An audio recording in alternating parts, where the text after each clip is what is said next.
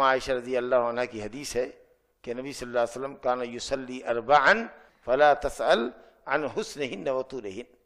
ثم یصلی اربعا فلا تسأل عن حسنہن وطولہن ثم یصلی ثلاثا۔ متفق علیہ روایت ہے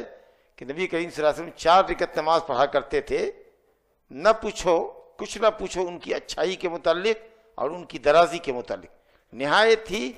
اطمینان کے ساتھ عمدگی کے ساتھ 4 رکعت نماز ادا کرتے اور لمبی ادا کرتے۔ 4 رکعت بولے تو 2 سلام سے، کیونکہ رات کی نماز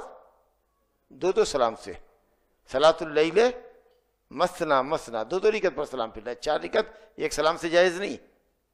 تو 2 رکعت سے 4 رکعت پڑھتے، نہ پوچھو ان کی اچھائی، حسن اور ان کی درازی کے متعلق، یعنی بہت ہی اطمینان اور سکون کے ساتھ نماز پڑھتے اور لمبی نماز پڑھتے۔ پھر دوسری 4 رکعت بھی ویسے ہی لمبی اور ویسے ہی عمدہ پڑھتے، اور پھر آپ 3 رکعت وتر پڑھتے، 11 رکعت نماز آپ صلی اللہ علیہ وسلم پڑھا کرتے تھے۔